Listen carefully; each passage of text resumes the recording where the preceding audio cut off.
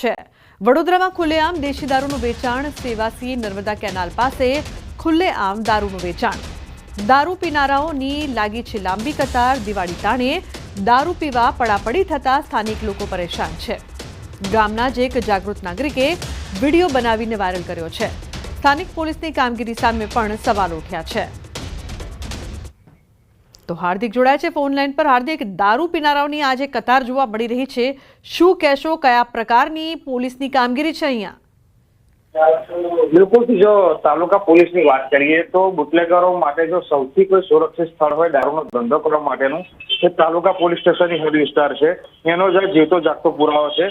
દ્રશ્યોમાં જોઈ શકાય છે કે આ જે સેવાસી પાસેથી નર્મદા કેનાલ પસાર થાય છે ત્યાં જાણે કોઈ સરકારી યોજનાનો લાભ લેવા તેમ લાંબી એવી કતાર જે છે તે દારૂડિયાઓની લાગી છે। એટલે ચોક્કસથી ગ્રામજનોને જો આ દ્રશ્યો દેખાતા હોય તો પોલીસને કેમ નથી દેખાતા તે સૌથી મોટો સવાલ જે છે તે અહીંયા ઉભા પામી રહ્યો છે। આ તાલુકા પોલીસ સ્ટેશનની હદની વાત કરીએ તો ભાયલી વિસ્તાર હોય, સેવાસી હોય, અંકોડિયા હોય કે પછી સમિયાલા હોય, આ તમામ જગ્યા પર દેશી અને વિદેશી દારૂની હાથડીઓ ચાલે છે, જેના કારણે જે લોકો છે તે પરેશાન છે। અને ગ્રામ્ય પોલીસ દિવાળી ઉજવવાના મૂડમાં હોય અને સાથે સાથે બુટલેગરોને પણ દિવાળી ઉજવવા દેવાની હોય તે આ પ્રકારનો માહોલ જે છે તે જોવા મળી રહ્યો છે। આ સ્થાનિક લોકો અનેક વખત તાલુકા પોલીસમાં ફરિયાદ કરી છે, પરંતુ પોલીસ જે છે તે બુટલેગરો સાથે ભાઈબંધી કરીને બેઠી, જેના કારણે કોઈ કાર્યવાહી કરતી નથી। એટલા માટે સ્થાનિક લોકો જે છે તે હવે સોશિયલ મીડિયાનો સહારો લઈ રહ્યા છે અને વડોદરા તાલુકા પોલીસ જે છે તે અત્યારે ઊંઘી રહી છે તેવા દ્રશ્યો કેમેરામાં કેદ કરીને સોશિયલ મીડિયા પર લોકો જે છે તે અપલોડ કરી રહ્યા છે અને પોતાનો રોષ જે છે તે પોલીસ સામે વ્યક્ત કરી રહ્યા છે।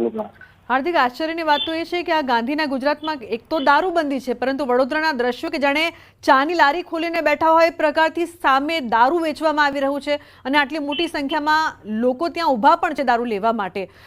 અહીં એક વસ્તુ એ પણ થાય હાર્દિક કે શું પોલીસને દેખાતું નથી કે પછી દેખાય છે અને હપ્તા લેવામાં આવે છે, તેવો સવાલ જરૂરથી ઉદ્ભવે। બિલકુલ લુમના, મેં તમને અગાઉ કીધું પ્રમાણે કે જો બુટલેગરો માટે અને ગુનેગારો માટે સૌથી સુરક્ષિત કોઈ સ્થળ હોય કે જ્યાં તેમને ધંધો કરવો હોય ગેરકાયદેસર, તો તે તાલુકા પોલીસ સ્ટેશનની હદ છે। કારણ કે વડોદરા ગ્રામ્ય પોલીસ છે અને અનેક ગામડા છે ત્યાં પોલીસ સ્ટેશનની હદમાં આવે છે। ત્યારે બુટલેગરો જો દારૂનો ધંધો કરવો હોય તેઓની સૌથી પહેલી પસંદગી તાલુકા પોલીસ સ્ટેશન હોય છે, કારણ કે ગ્રામ્ય વિસ્તારમાં તેઓ બિંદાસ રીતે દારૂનો ધંધો જે છે તે કરી શકે છે।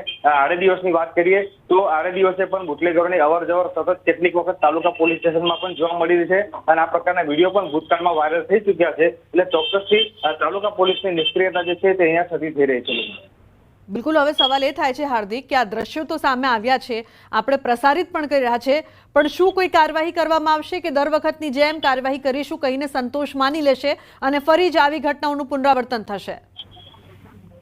બિલકુલ, જો કાર્યવાહીની વાત કરવામાં આવે તો જ્યારે પોલીસની જે રેલો આવતો હોય છે તેમની કામગીરી સામે સવાલો ઉઠતા હોય છે, ત્યારે જે પોલીસ છે તે નાના ધંધાર્થીઓ હોય છે, દારૂનો વેપાર કરતા હોય છે, તેમની સામે ગુનો દાખલ કરે છે અને ત્યારબાદ તેમની જોડે માફી મંગાવે છે અને વાહવાહી લૂંટી લે છે। પરંતુ પોલીસ જ્યારે દરોડો પાડે, દારૂનો ધંધો પકડાય, એના ગણતરીના કલાકમાં જ ફરી એક વખત એ જ સ્થળ પર દારૂનો ધંધો જે છે તે બિંદાસપણે ચાલી જતો હોય છે। એટલે હવે નાગરિકો પણ પરેશાન થઈ ચુક્યા છે અને નાગરિકોને હવે તાલુકા પોલીસ પર કે વડોદરા ગ્રામ્ય પોલીસ પર બિલકુલ ભરોસો નથી। એના કારણે જ નાગરિકો હવે જાતે જ વિડીયો બનાવી રહ્યા છે અને સોશિયલ મીડિયામાં અપલોડ કરી રહ્યા છે અને જે મીડિયા હોય છે, પત્રકારો હોય છે, તેમની પાસે આશા અપેક્ષા રાખી રહ્યા છે કે પોલીસની કામગીરી જે છે કેવા પ્રકારની ચાલી રહી છે તેઓ ઉજાગર કરે। એટલા માટે જ અત્યારે જોઈ રહી શકાય છે કે આ પ્રકારના વિડીયો જે છે તે સોશિયલ મીડિયામાં વાયરલ થઈ રહ્યા છે।